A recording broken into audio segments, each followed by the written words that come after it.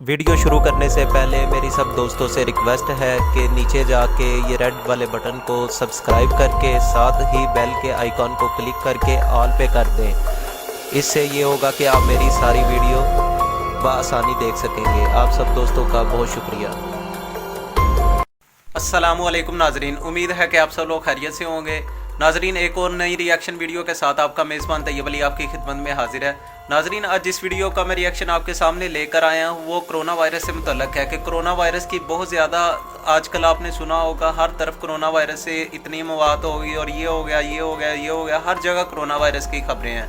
तो इस पर इमाम मस्जिद जो सऊदी अरब के हैं, उन्होंने इमाम मक्की साहब जिन्हें कहते हैं, उन्होंने इसके मतलब क्या कहा है कि कोरोना वायरस से सबकी क्यों नहीं मौत हो रही। तो ये खूबसूरत उनका खिताब सुनिएगा, चंद ही मिनट का खिताब है, तो शुरू से एंड तक सुनिएगा, स्किप ना कीजिएगा। अगर आपको वीडियो अच्छी लगे तो नई वीडियो के लिए, इस तरह की वीडियो के लिए नीचे जाके सब्सक्राइब लाजमी कर दीजिए। ये खिताब अरबी में है पर आपने परेशान नहीं होना, नीचे उर्दू में ट्रांसलेशन इसकी आ रही है, उर्दू में ट्रांसलेशन पढ़ लीजिएगा। सेम टू सेम जो उन्होंने लफ्ज़ किए हैं उसका तर्जमा है, ये उर्दू में ट्रांसलेशन है इसकी। तो देखिएगा, अगर आप इत्फाक इस बात से करते हैं तो नीचे कमेंट्स में अपनी राय लाजमी दीजिएगा।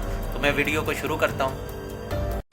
ومن الحكم في هذه النازلة ظهور الدلائل للمرتابين أن رب العالمين هو المتفرد। दोस्तों माजरत से यहाँ पे मैंने वीडियो थोड़ी देर के लिए पास की। ये बहुत ही खूबसूरत लाइन, मतलब कि अल्लाह रब्बुल इज़्ज़त ही इस कायनात को चला रहा है, रब्बुल आलमीन रब्बुल इज़्ज़त ही इस कायनात को चला रहा है। इसका मतलब ये है कि जो खुदाई दावे ये पीछे अमेरिका ने मतलब कि कह रहा था कि हम सुपर पावर है, हम ये कर देंगे, वो कर देंगे, तो अब इन लोगों को समझ जाना चाहिए कि सिर्फ सुपर पावर एक अल्लाह की है।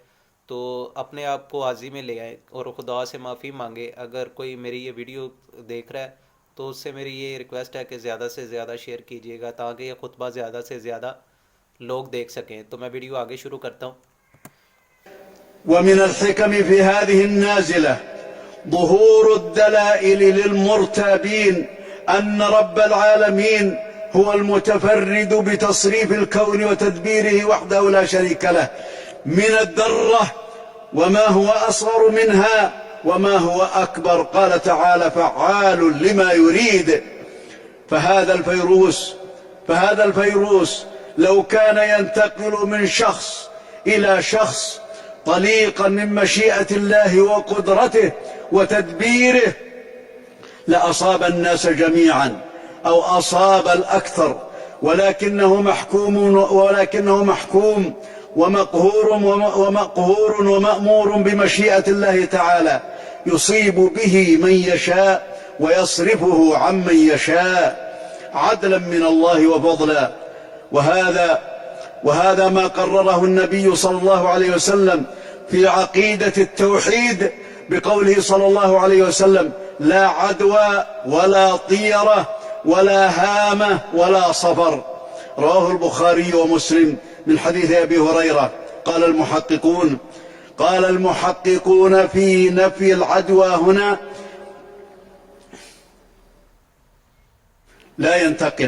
لا ينتقل المرض من شخص إلى غيره إلا إذا نقله الله بمشيئته إلى غير الأول، ولا ينتقل المرض بطبعه طليقا عن مشيئة الله. ولو شاء الله تعالى عدم انتقال المرض لم ينتقل ولو وقعت المخالطة مع المريض. فالمنفي ما كان يعتقده أهل الجاهلية من انتقال المرض بطبعه من غير مشيئة الله تعالى، لقوله صلى الله عليه وسلم: فمن أعدى الأول والمسلم مأمور بالأخذ بالأسباب الشرعية والتجارب المباحة بعد التوكل على الله. قال صلى الله عليه وسلم: فر من المجذوب.